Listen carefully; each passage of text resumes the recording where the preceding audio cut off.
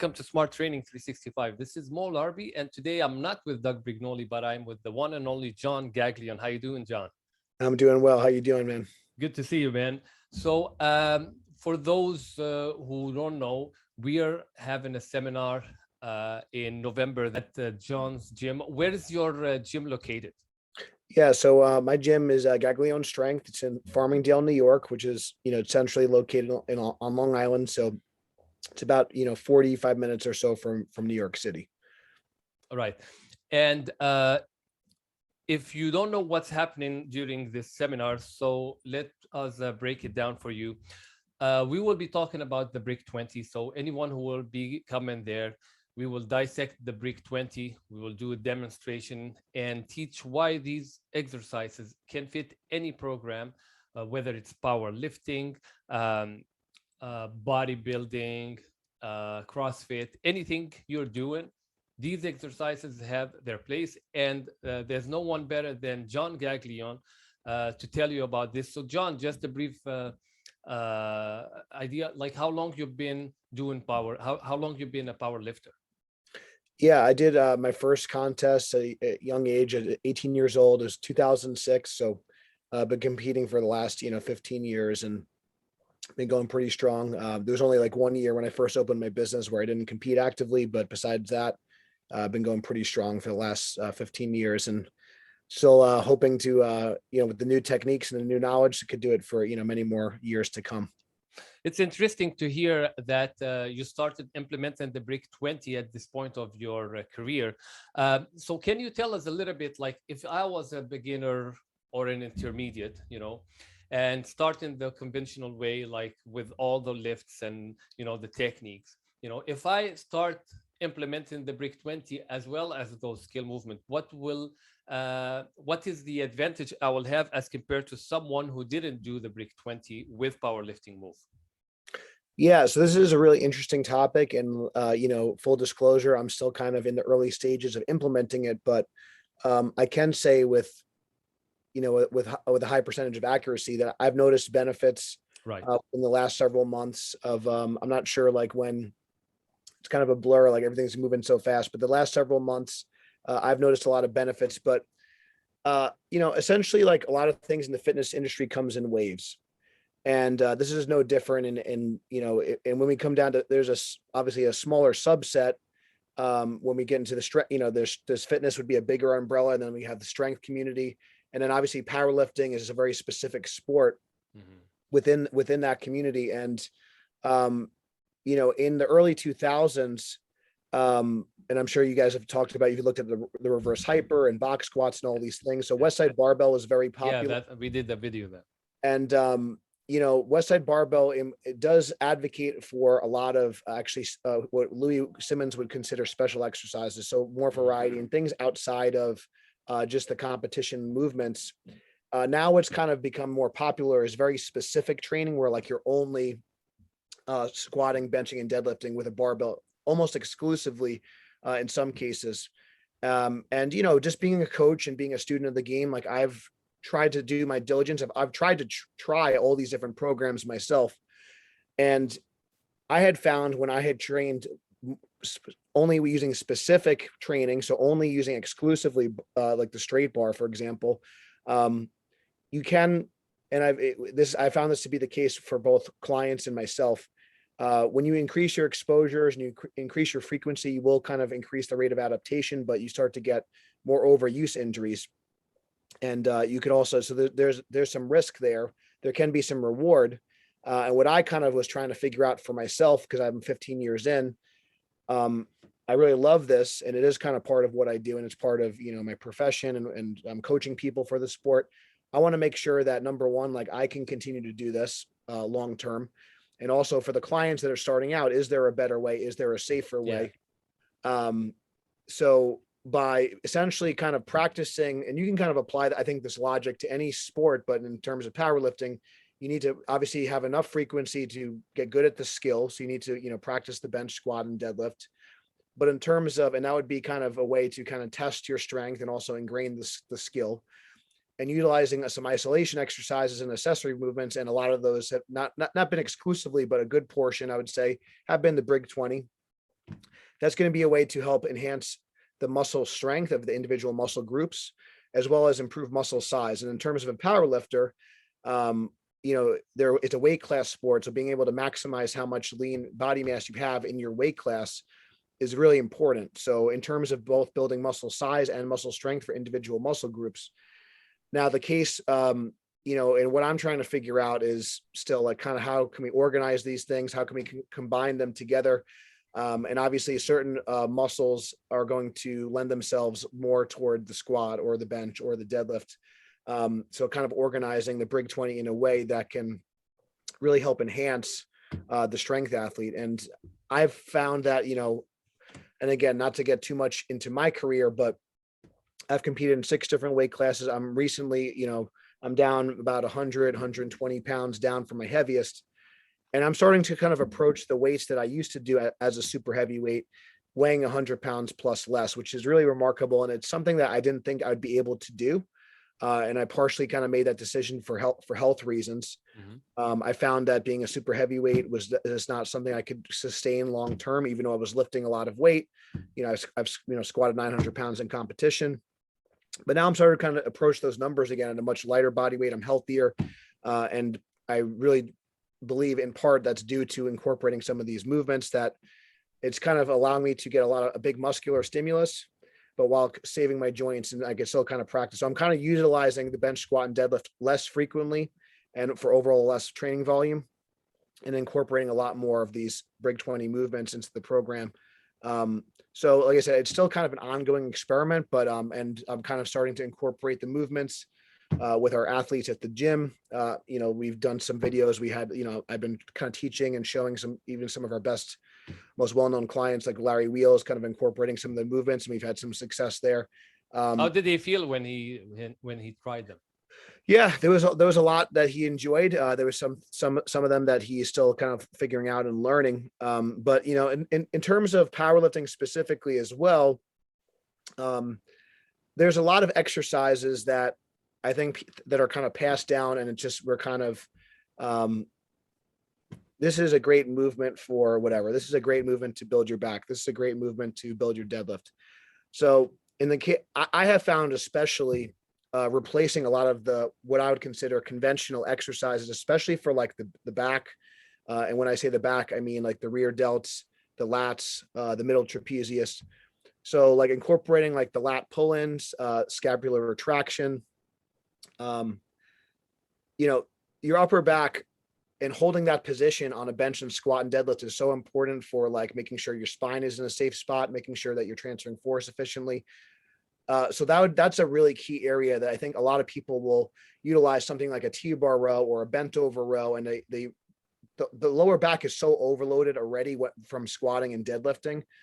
To do it further with like a bent over row or something like that doesn't really make a lot of sense. In my opinion, I always kind of shied away. I started to kind of shy away from those things later in my career. So then kind of figuring out and also kind of understanding, well, why am I shying away from this? Why am I, because everyone talks about how great the barbell row is, but if you're already taxing your spine doing heavy deadlifts, if you're already taxing your spine doing a heavy squat, loading your spine.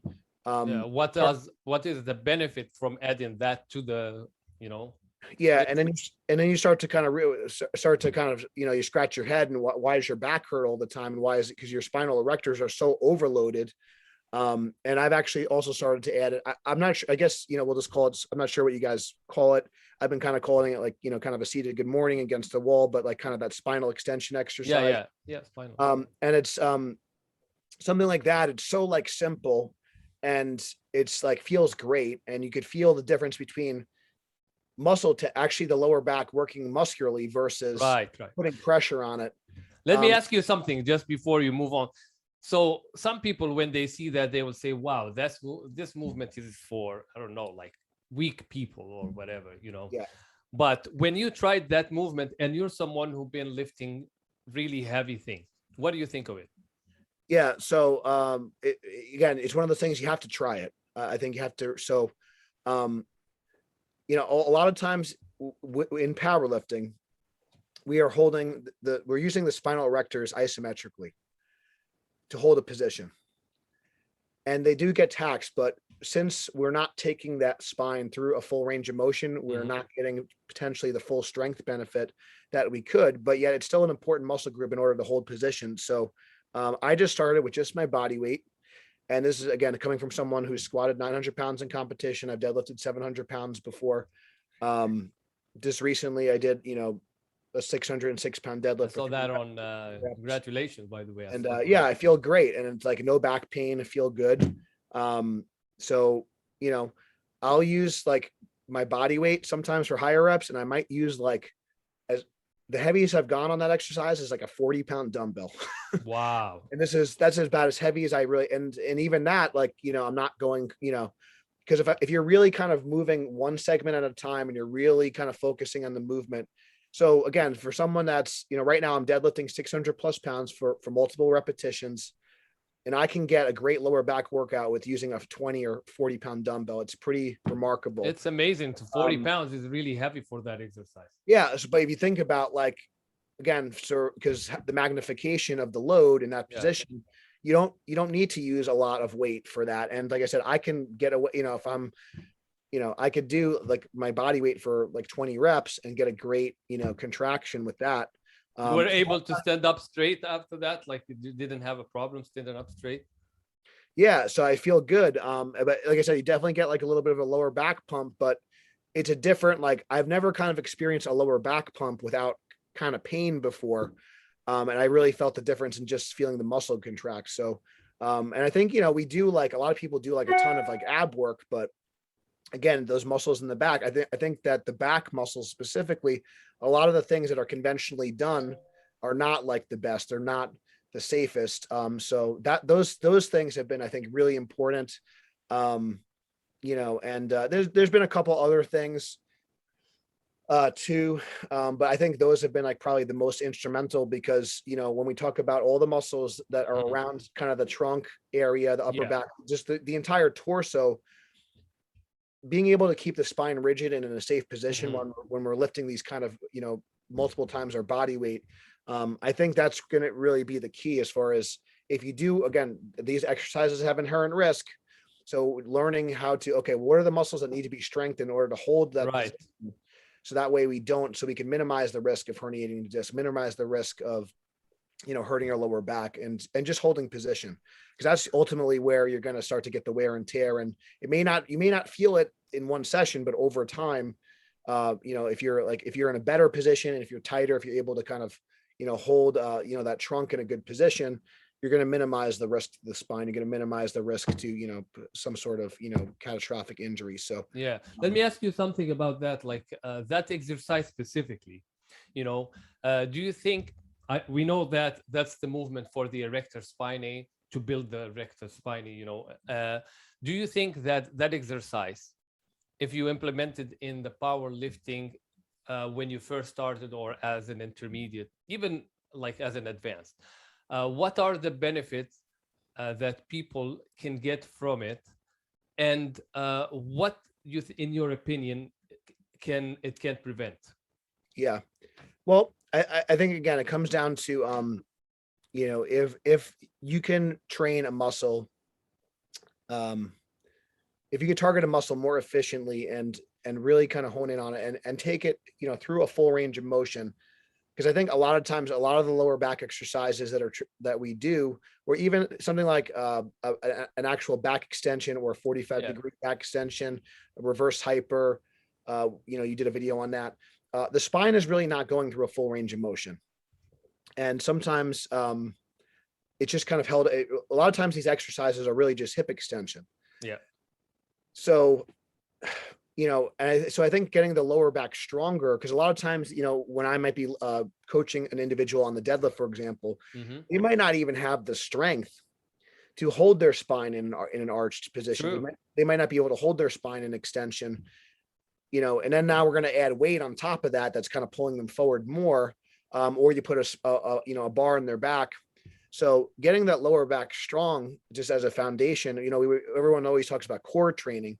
But a lot of times, they're maybe only talking about just abdominals, and the lower back is kind of an afterthought. So I think, training the lower back in addition to, like the rectus abdominis and like the internal external obliques as well. Mhm. I have been kind of incorporating some of this, the side bends and things like Yeah, you that as saw well that video, right? with the cables. Yeah. And I've been kind of playing with some different angles and some things like that. And, it's, a lot of this, the traditional kind of core training that we do that we've seen is maybe not the most effective. And a lot of these exercises, they almost like look too simple or too easy. It's true. But like anything else, you could progressively make them more challenging over time. Like I said, I didn't start with the 40-pound dumbbell. That's something I worked up to. I started with my body weight. I added weight slowly. And again, this is something that 40 pounds may not seem like a lot, but for that exercise, it's pretty heavy. And this is coming from, again, someone that's like, right now I'm doing 600-pound deadlifts for reps. So if you're not a 600-pound deadlifter, you probably don't even need, you probably could use, 5 Body pounds, weight or 10 pounds, 5 pounds. Yeah. or just start with body weight, if you're just learning it, and you can get a great workout. And it's, like I said, it's super effective. And I think a lot of people are afraid to work their lower back. They're afraid to, so there's like a little bit of an inherent fear there because they might like tweak it. But if you go slow and controlled and just kind of make sure you feel the muscle contraction, and you understand some of the, you don't need to be a physics expert or a biomechanics expert like Doug, but just kind of understanding some of these principles. And that's why like coming to a seminar like this is huge, because we'll take you through it and we're actually going to, put you through the process so you could feel comfortable and safe when you try some of these things. You're confident that you're doing it correctly. I think that's tremendous.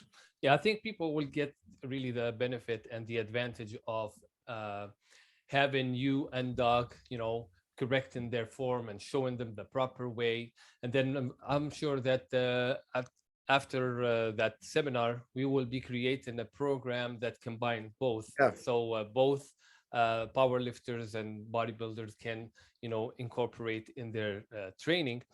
Another thing I want to ask you, you've been doing this for like since 2006, you said, right? Correct. So many people in the gym, we see them doing the powerlifting moves, and when you ask them why you do that, he said like it's more, the goal is more like muscle building. Yeah. He didn't say that you will not gain muscle or like build muscle. But in your opinion, if someone chooses the big lift for like, let's say, muscle growth and physique development, do you think that's a good idea? Yeah. So my opinion of this, if you asked me a year ago, I'd probably answer differently. How would you answer it a year ago? Well, I think that it's beaten into our heads that compound lifts are king, squats the king of all these different things. You got to lift heavy to grow. And so like I did my first bodybuilding show at the end of 2020. And so for me, like I had only trained specifically with the intention of getting on stage for only 10 months for my, now, and I was still incorporating compound now. And of course I've done some bodybuilding exercises Sure, yeah. during that time, but it was never my focus. It was never my intention to compete or step on stage. 2020 was really the first year that my focus was purely physique development. And I had noticed that from powerlifting, I had noticed, especially I was in an amateur division, my legs, my back were extremely developed, but my arms, I've got a little bit more of the blocky waist, if that could be like genetics and other things, my shoulders. So I think certainly just the amount of load that you're holding in a deadlift, the amount of load you're supporting on your back in like a big squat. I mean, your body has to adapt to that in some way. So even if it's isometric, it's, if you're putting 900 pounds in your back, and even if it's a small magnification or an isometric contraction, I mean, it's still a very deep contraction. And I felt like that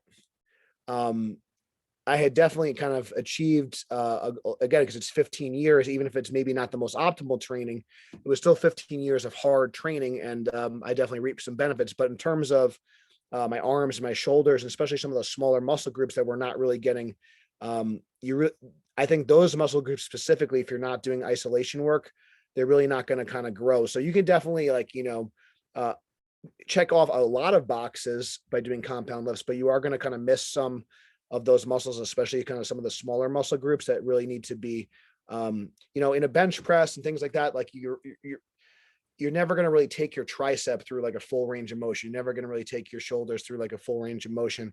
And in terms of, there's definitely a cost to it. But one thing I will say, like I mentioned before, I kind of grew up, learning from Westside Barbell, learning from Louis Simmons. I have Louis Simmons VHS tapes. And one of the things I think was a benefit was that Louis did emphasize that you need to do accessories, you need to do special exercises. Even I didn't know about the Brig 20. I didn't know about all these biomechanical factors. So I didn't really know how to rate exercises, but I did know that accessory work was important. I did train my lats and my upper back kind of in an isolated fashion. I did do some tricep work. I didn't really train my biceps too much, just because I didn't really feel like, there was a great powerlifter, Eddie Cohen. He said, there was a quote. He said, the biceps are just like ornaments on a Christmas tree. So I never really like paid attention to like my aesthetics then, because I didn't really feel a need to. And, we would do some like, back extensions and glute ham raises. And if, I didn't really do a lot of leg curls and stuff, and I felt like my hamstrings were lacking. So that's been a big focus this past year, because we did a lot of hip extension movements, but not a lot of knee flexion. So I think that like I did achieve like a good amount of muscle mass, and I did achieve some results in terms of growth and certainly strength and certainly output. But there was definitely there was some very glaring weaknesses because I did not do some of these, isolation movements. And I didn't really know, but I think that I still achieved a lot because I did do some kind of auxiliary training. I didn't exclusively do just powerlifting. So I think that some people now let's say if I wasn't competing in powerlifting, what I would tell people is that if your goal is just physique development, nothing is required. You just need to load the muscle. There's no kind of mandatory exercise. There are principles that you can use and that you guys teach very well, of course. But unless you're a competitive powerlifter, these movements aren't necessary. I do think that there are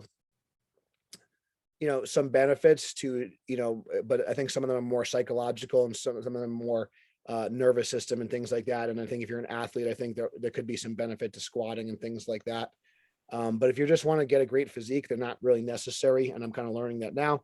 But I do think I kind of view them more as more of a display of strength and a display of output than really just, because if you really want to test the strength of an individual muscle, you got to consider the person's limb length, their torso length, their technique. There's so many other factors that. So like if you did a squat in a certain way, like your torso, your limb length, they're going to be completely different to mine. So it's not really it's not really an apples to apples comparison when it comes to like how much work the quad is doing or how much work the glute is doing, just because there's so many our limb lengths are different, and that's going to change the lever length. So I don't know if I answered your question that much. No. These are things that I've been thinking about since we've, corresponded, and it's been a I have to almost unlearn and kind of keep my biases in check as I learn and as I grow with these things. That's already a big achievement. It's important for our listeners who commented on some of the videos where we criticized some of the powerlifting move. We criticized them not, for different reasons only, but the reason of muscles to grow need the perfect loading. For example, it's different when we talk about loading the bar versus loading the muscle.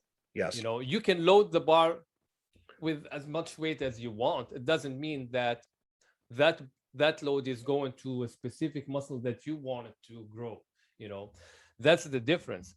So coming from someone like you, who's experienced in powerlifting and saying this, people should really listen to that and should really understand that, look, you might maybe believe in those lifts, but listen to someone who's been doing it professionally, and he is not biased. He is giving it a try, he's trying these movements like a daily routine. So This is very important message from you. So last thing before we wrap this up. Beside this seminar, I want to say also that the tickets will be very limited, because right now there is 7, I think, bronze ticket left, which the bronze ticket is just to get access to the seminar. The silver ticket, it gets you access to the seminar, plus becoming certified, biomechanics certified. And the gold ticket will have everything plus a dinner. The dinner is not confirmed yet, but we believe it will happen. So make sure you get your ticket as soon as possible, because we won't have unlimited seats, right? Anything before we leave? Yeah, I'll just say, like, I did get some messages on, like, oh, well, if I'm not a trainer, or if I'm not a coach, if fitness, getting stronger, gaining muscle is interest of you, this would be a great. I wish I had this knowledge when I was starting out. It would have saved me a lot of time and energy. I had to kind of do a lot of trial and error, as we all have done. So whether you are looking to get involved in powerlifting or bodybuilding, or you're just like a strength or fitness enthusiast, and obviously if you're a personal trainer or a strength coach, I think it's a no-brainer. This is tremendous. And I think that, I'm just really excited for the future to implement this more and more, because I know it's going to, keep our clients healthy, and as well as, continue to, set personal records, get bigger, stronger. Because I think at the end of the day, I think we all want to get stronger, but also we all want to look good too. Sure. Regardless if you're a powerlifter or not, we want to be a little stronger, we want to look better, and we want to stay healthy. And this system is going to, like, help you do that. Perfect.